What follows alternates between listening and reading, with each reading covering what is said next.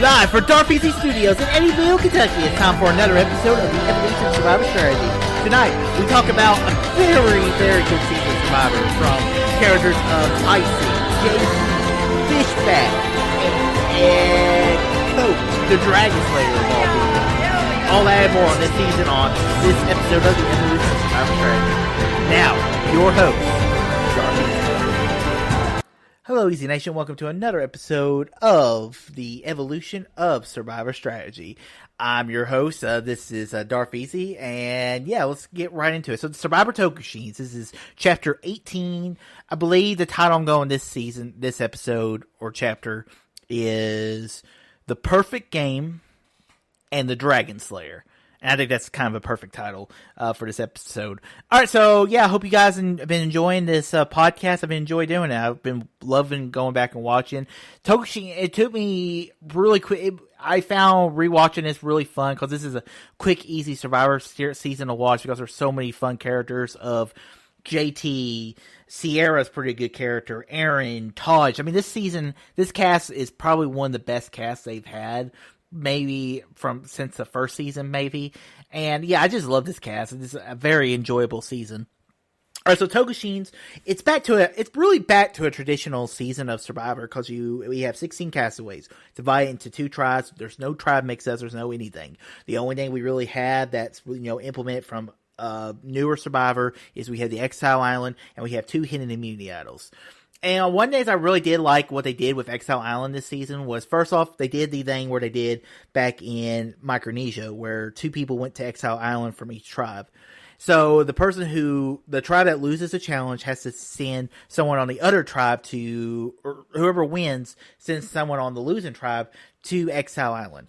That's a very cool thing. And then that person gets to pick someone on the other side they personally get to choose somebody to go to Exile Island. So that was kind of an interesting twist there. And so what happens is we create these little things because, everyone hates a Pagangan. And, Pagangans suck. And it makes for a very uneventful, season. So you create these relations with people across tribal lines without actually having to mix the tribes up, and it actually made for a very enjoyable season. I think we wouldn't have gotten that if we hadn't done this twist. But Brendan has this great idea to basically, we can build an alliance across tribal lines, and no matter what happens as long as we get to the merge, we're gonna make it to the end of the game. A very genius strategy. Fortunately, he gets kind of cocky, kind of get caught, and they kind of realize what's going on. And so, we get to the first half of the game, very traditional Survivor, but, the things going on. Taj finds the immunity idol on Jalapal. We have Brendan finds the idol on Timbira.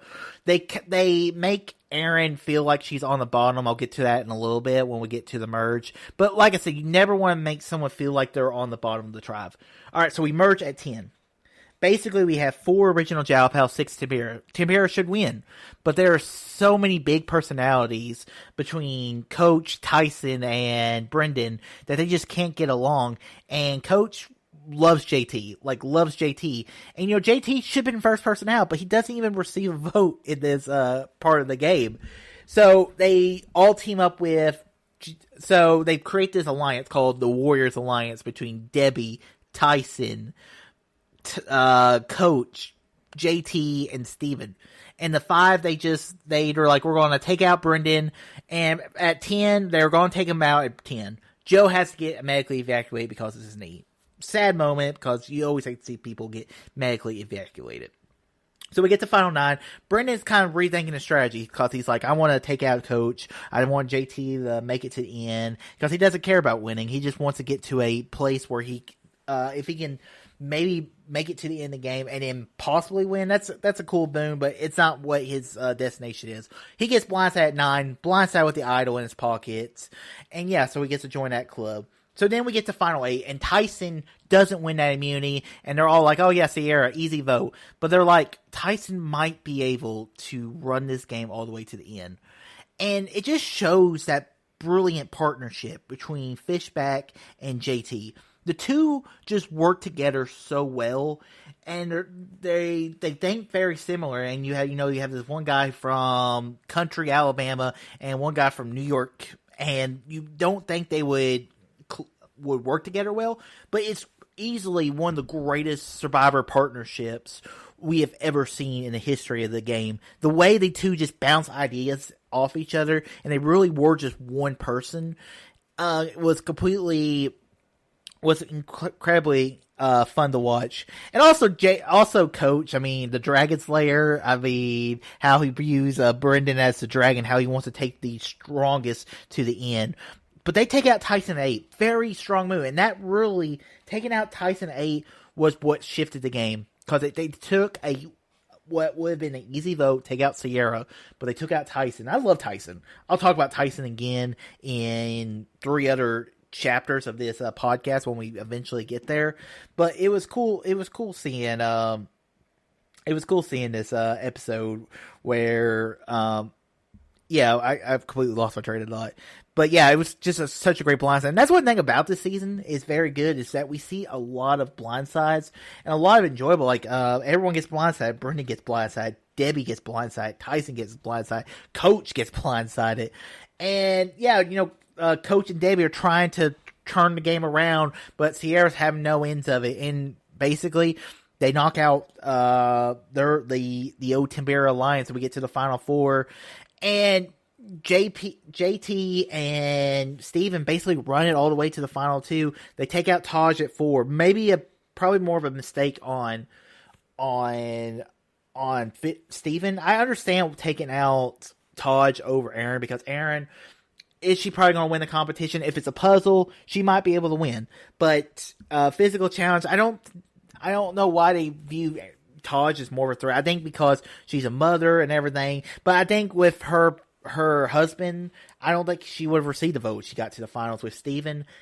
And so I think Steven kind of burnt a bridge, because I think if Steven hadn't taken out Taj at 4, I think Steven might have received 1 vote, which would have stopped the perfect game. So JT wins final 3, takes Steven, even though knowing he can beat Aaron easily. Doesn't even have to think about it. But I think he pretty much knew he was going to win if he got to the finals. And that's what happens. It was a landslide. And that's a shame, because, Fishback, I really do consider him one of the great Survivor players of all time. Strategically wise and everything, he's like the second really Rob Cesternino. I listen to that podcast all the time, Survivor Know-It-Alls. Love it during Survivor season. And those two I always listen to. That's the one that I always want to listen to, because they're just so good at the strategy things and everything.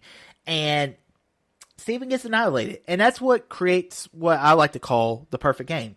This was only the second time really Earl played a perfect game, but he received 1 vote, so he doesn't qualify.